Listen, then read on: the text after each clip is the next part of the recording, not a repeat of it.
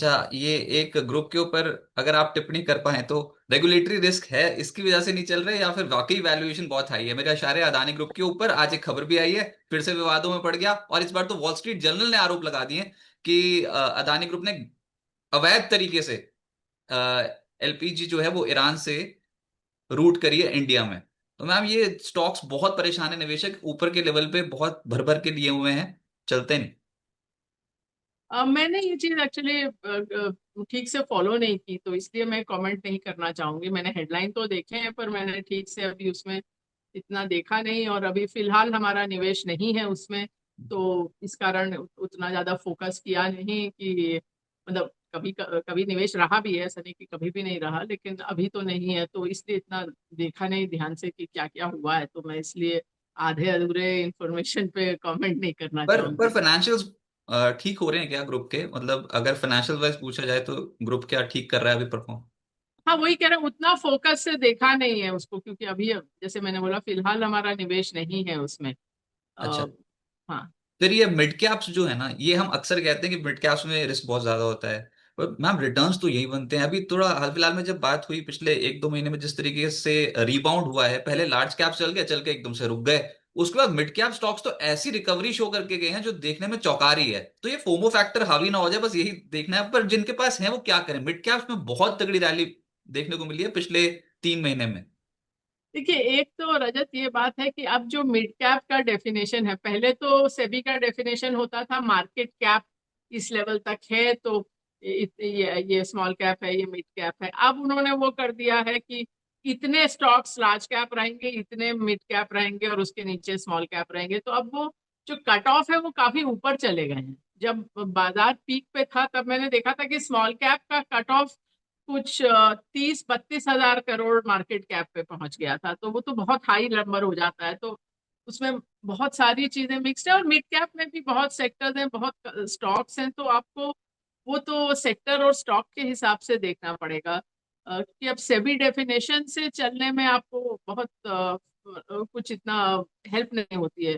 और हम लोग एक्सपोजर है बहुत ज्यादा तो नहीं है, क्योंकि वहां लिक्विडिटी प्रॉब्लम आ सकती है, ये हो सकता है वो हो सकता है। तो 1 हजार करोड़ से कम तो खैर हम देखते नहीं है, पर 1 से 5 को उसको मैनेज करते हैं। तो वो 32 हजार या 30 हजार का कट ऑफ लेने का कोई मतलब नहीं है। फिर उसमें तो उसमें तो फिर एक तरह से गधे घोड़े सभी साथ में आपको अलग थोड़ा करके देखना पड़ेगा। ठीक। पर मैम एक कंपनी में इन्वेस्ट करने से पहले क्या कुछ देखना चाहिए, ताकि ये आइडिया तो हो जाए कि जिसमें पैसा डाल रहे हैं वो भरोसे लायक कंपनी है?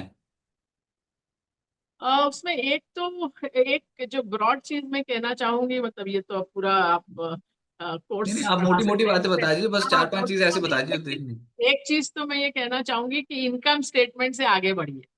अधिकतर लोग खाली देखते हैं कि सेल्स का ग्रोथ इतना हुआ, मुनाफा इतना हुआ, इतना मार्जिन है ये, और वो भी 1 साल पहले क्या था अब था, बस उतना भर देखते हैं। तो एक चीज है कि आप इनकम स्टेटमेंट के बाहर जाइए, balance sheet, cash flow ratio, ये सब देखिए। क्योंकि बहुत कुछ वहां छुपा रहता है। मैं आपको एक उदाहरण दूं कि अगर जैसे कोई कंपनी का उतना अच्छा बिजनेस नहीं चल रहा है, तो अब उनको भी मालूम है कि आप यही देखेंगे। तो अब सबसे पहले क्या करेंगे कि अपने जो कस्टमर है या डिस्ट्रीब्यूटर है उसको ज्यादा क्रेडिट देंगे कि अच्छा ठीक है, अभी आप 15 दिन में पे करते थे, अब 60 दिन में पे करिए, तो ले लीजिए माल लेके। तो आप जिससे आपका सेल्स और मार्जिन ठीक दिखेगा, पर वो रिसीवेबल बढ़ जाएगा, वहां पर आपको प्रेशर दिखेगा, कैश फ्लो में प्रेशर दिखेगा। तो वो पहले चीजें वहां छुपती हैं जब इनकम स्टेटमेंट में आने के पहले।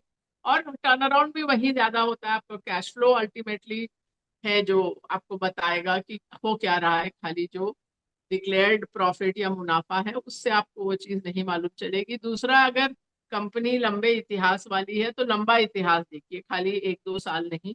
तब आपको वो पूरी साइकिल भी समझ में आएगी कि जब बिजनेस उतना अच्छा नहीं था तब क्या हुआ, तब सेल्स मार्जिन्स पे क्या हुआ, तब मैनेजमेंट क्वालिटी भी आपको नजर आएगी कि उस समय रिसीवेबल्स या पेएबल्स तो नहीं बहुत बढ़ गए थे कि आप सप्लायर को पैसा नहीं दे रहे हो, कस्टमर को ज्यादा क्रेडिट दे रहे हो, क्या किया आपने पिछली बार। तो वो चीजें महत्वपूर्ण हैं। तो ये सब आप जितना लंबा इतिहास हो सके वो देखिए।